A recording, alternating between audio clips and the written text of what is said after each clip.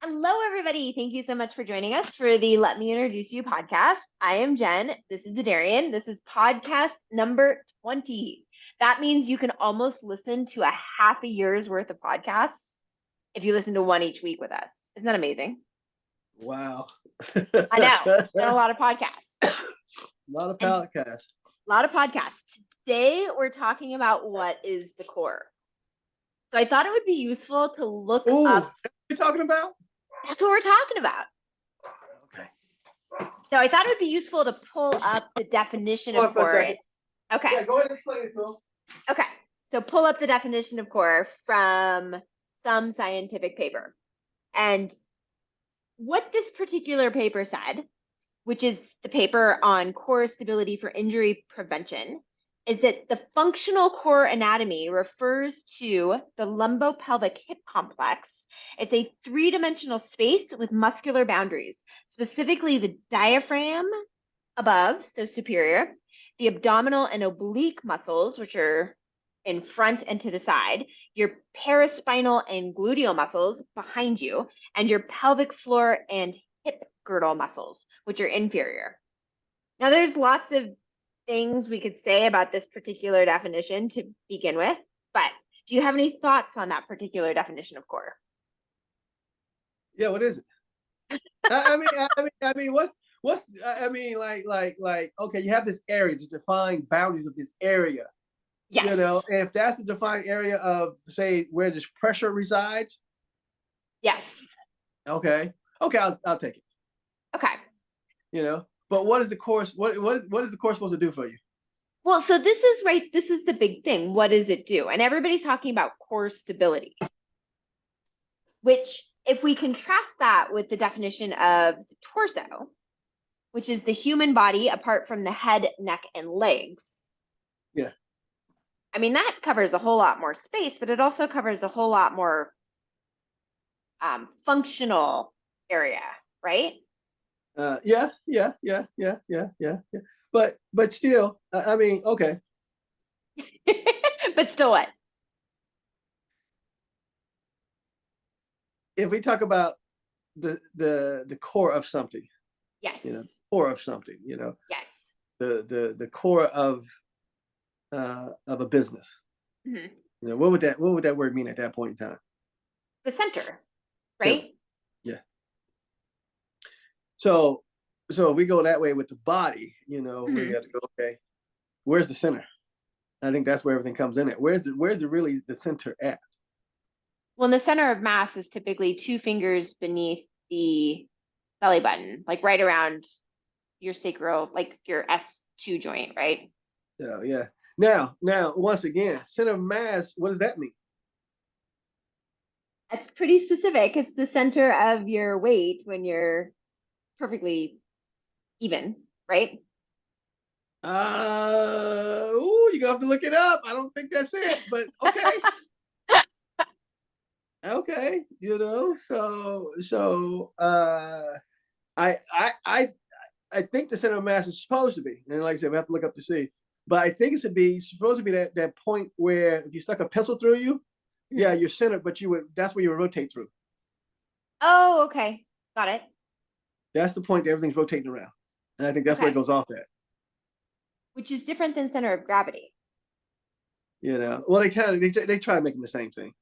I think sometimes people conflate them and make them the same when they probably shouldn't be the same. They shouldn't be the same. They have different. I know they have different definitions. Yeah.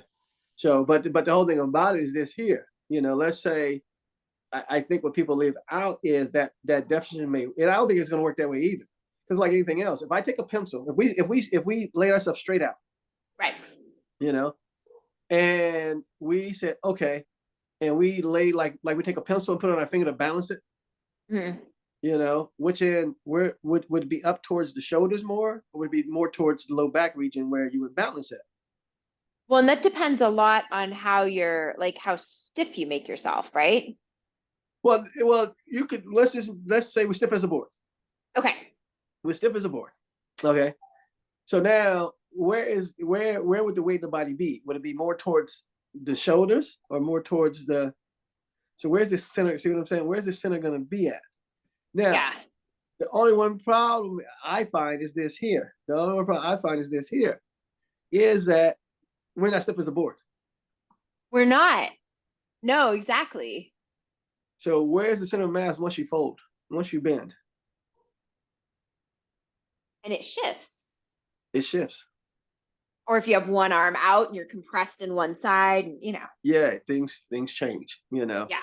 So that becomes the other part of it. So I would say, you know, for the most, and you see people doing, like they say, I'm doing a core exercise, you know, Yes. and I'm doing a, you know, whatever, and you go, what does that got to do with core? Right. Yeah, it used to be, you know, stomach muscles, things like that, you know, and now it means like whatever they wanted to mean, you know. I think, Well, like I said, lumbopelvic hip complex. Yeah. it means a lot of things now. So what are we trying to do with our core? I guess that's really the function of it. Is like, what are we trying to do? Because people talk about core stability. What do they mean by that core stability? What is not stable that you need to stabilize with this thing? Well, and core stability is a lot of anti-rotation, from what I can tell. So yeah. Well, that's a lot of it. Yeah, anti-rotation stuff, you know. Yeah. And it's hard to do anti-rotation stuff because even if you try to anti-rotate, you still got to rotate. Something rotates. I was just talking about this with somebody. Yeah, some still got to rotate. So that becomes Right. a lot too. Is that something is still rotating? You know, if you're doing this, you know, the counter rotation that may, you know. It's, yeah. So you get into that there. So I think that becomes the thing is like, you know, core strength. What does that mean? And how strong does your core actually need to be?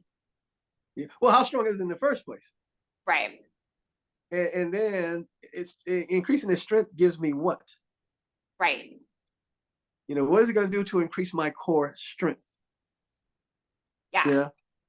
So we still back to the same thing. You know, once again, what is the core? What is it supposed to do? What is it supposed to do for me? Core stability, core strength, core this, core. What is this core thing supposed to do for me? Especially with these things we can't even, you know, people are up in the air about, does it exist in the first place? Right.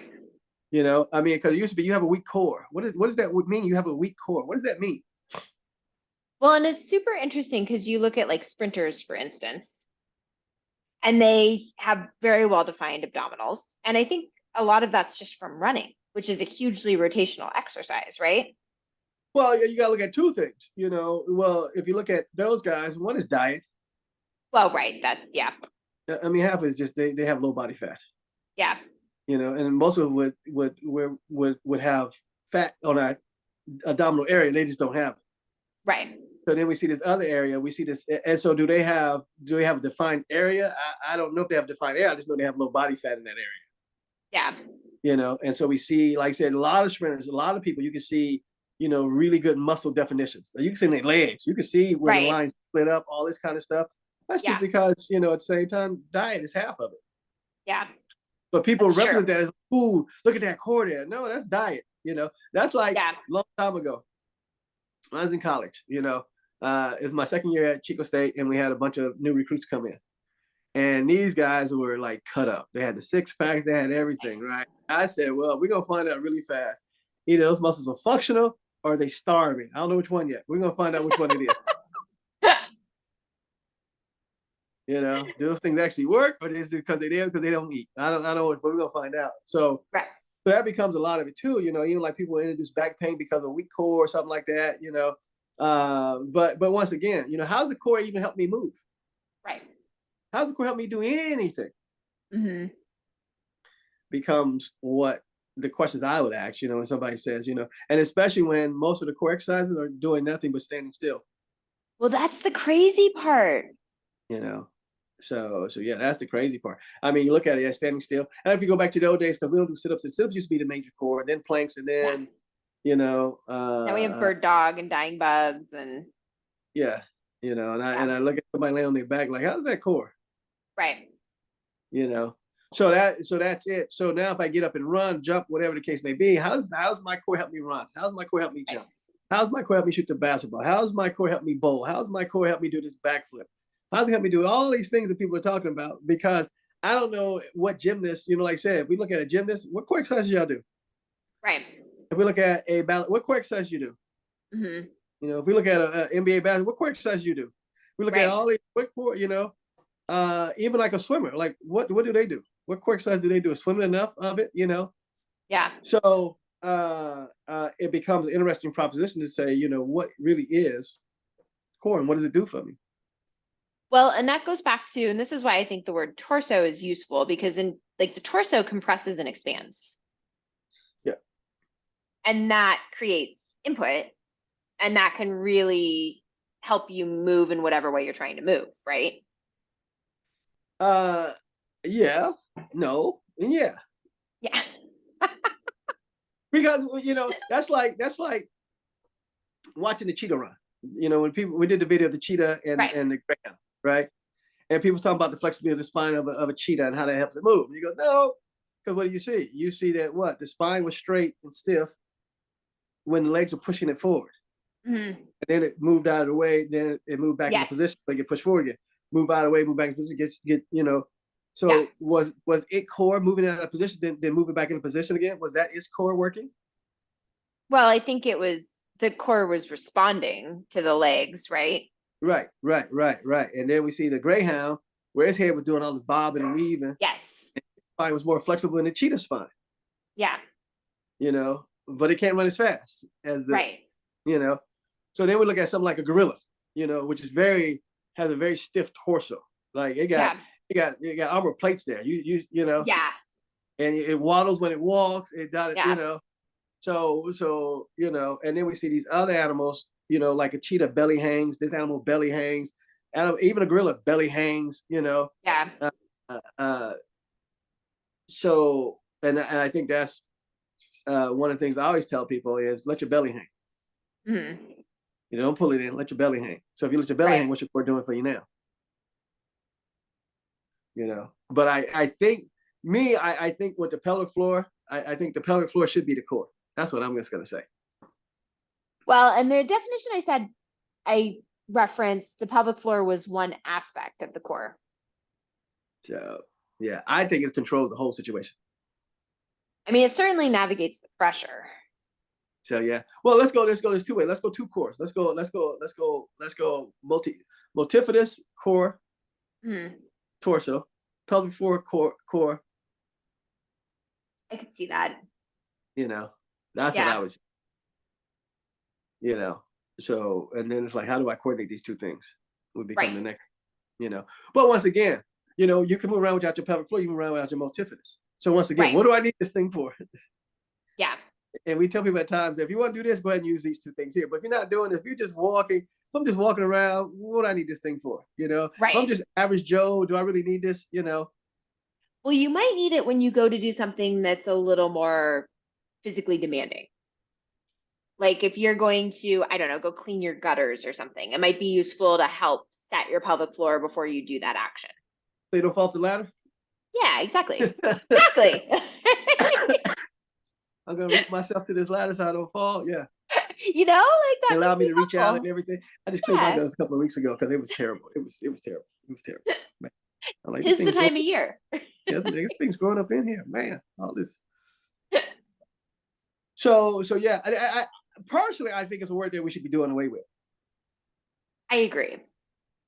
You know, personally, one of those words that is so vague, it's so whatever, we need to do away with. But they sell a lot of exercises based on it, and it's a great dysfunctional. You know, you got a weak core, your core's not stable. I mean, you're going down the line about all these things going on about the core thing, and you go, but you can't measure core strength. You can't measure improvement in core strength. Right. So I mean, at least like we can do exercise with multifidus and with pelvic floor to move weight. You know, I don't know how with that definition of core I would move weight. Right. But we can show you how to move weight with your pelvic floor muscles and with your multifidus. Yes. So to me, that's a whole different ballgame. And we can say, watch this, you know, and we can show the improvements in strength that you can gain by these things helping out and stuff.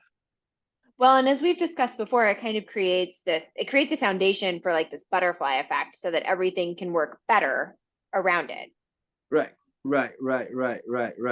So, and it's, you know, at that point in time, you go, okay, based on rotation, based on rotation, they become the center of this rotational aspect from both Right. sides. Yeah. You know, from the upper body, multifidus rotate and it can rotate around, and then pelvic floor, it's controlling rotation too. So from rotation standpoint, I think that's probably what core means to me more than anything else. Is where are these things rotating from? Right.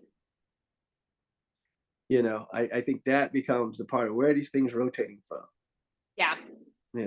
As a base of rotation, what is the base rotation for the human body? And for the lower part, pelvic floor, upper part, multifidus. Yeah. So that's my spiel. I think that's good. And it makes sense.